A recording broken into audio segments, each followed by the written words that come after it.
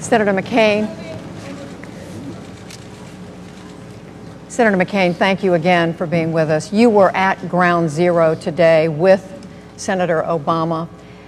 That day, 9/11, is still very fresh in the minds of people here in New York City and Washington and Shanksville, Pennsylvania, but there's evidence that it's receding in the memory of many, many Americans. What are one or two of the most important things that you think should be done to keep this an enduring memory for America? Well, I think commemoration on days like today are very important.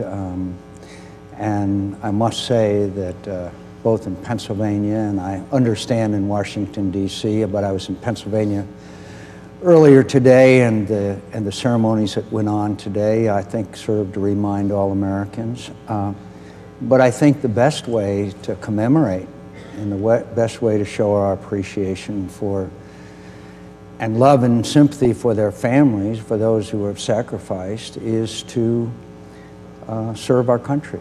That's what this forum is all about, serving our country. And that way we can assure their families it'll never happen again. That way I think we can honor their service and their sacrifice to our nation in remarkable acts of courage and compassion and love. And it's probably the best way to not only prevent a reoccurrence, but keep their memory alive by protecting the lives of those fellow citizens who were unable to experience this firsthand, but are in danger. Senator, as recently as this past Sunday, you talked very openly about the fact that Americans should have been asked to do more than go shopping or traveling. What would you have done as president in those circumstances to make people aware of what they should do as Americans after 9/11? Well, first of all, I would have called them to serve.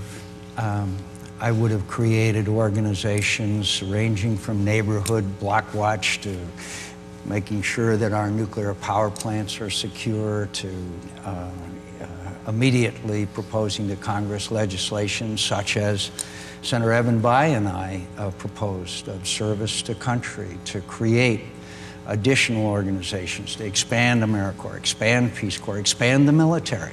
Obviously, we were facing a new threat. Obviously, we needed to, at that time, take advantage of the unity in the United States of America. We weren't Republicans on September 11th. We weren't Democrats. We were Americans. And I think that if we had asked for a concrete plan of action, both on the part of federal, state, and local governments, as well as by the Congress of the United States, as well as, frankly, talking directly to the American people, on the need for us all to serve this nation, I think perhaps but you know, I got to tell you something, Rick. When I travel around this country, that spirit is still there in America. Mm-hmm. Today, we've seen Americans respond in a way that only Americans do, and I don't say that with any sense of superiority over any other group of people, but I do believe we're a unique nation and blessed with certain inalienable rights that we want to extend to the rest of the world. But I think that we probably still have that opportunity. And when I say this, I don't want you to take it the wrong way, but Americans are so frustrated now with our government.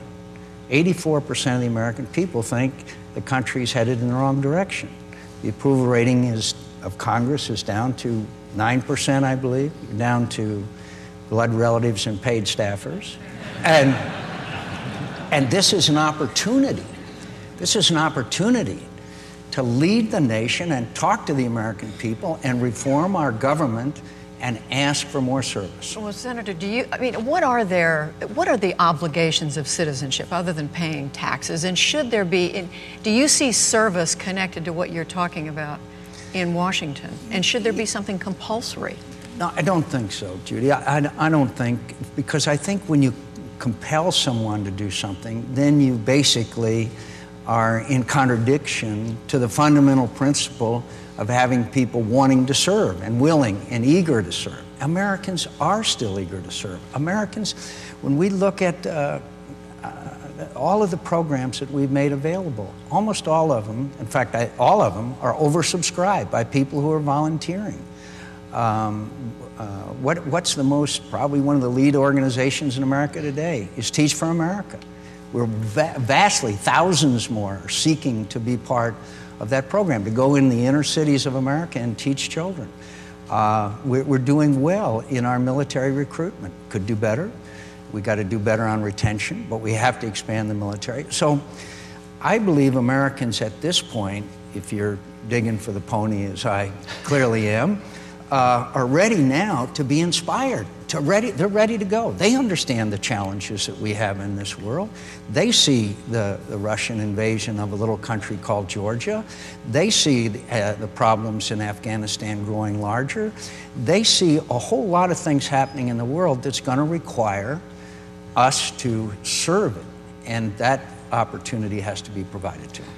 I want to touch on something you said in an earlier answer, that Americans have a very low self-regard for Washington right now. How is it, though, that we can try to inspire people in public service and even go to Washington at the same time candidates are running against Washington and dissing Washington at every opportunity? Because we have to reform government. We have to reform the way we're doing business. Look at Congress's activities since they came off their 5-week vacation. They never miss a pay raise or a vacation or a recess. And the point is that they see this gridlock, they want it reformed, and they want it changed, and they're ready for change. And I think they're ready to turn a page the beginning of January. I think they are ready to say, okay.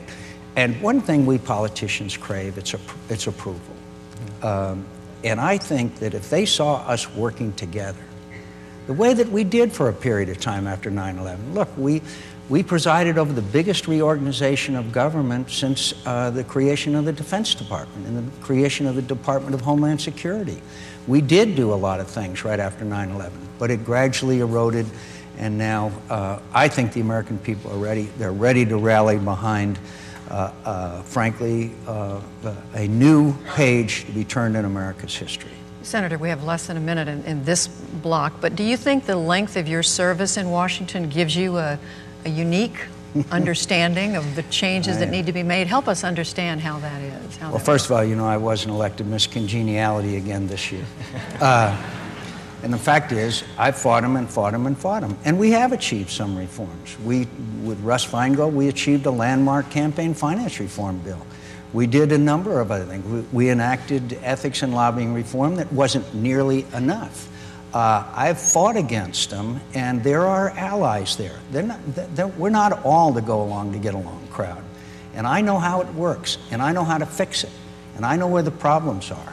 And so I'm confident we can fix them. Thank you, Senator. We'll be right back after this short break.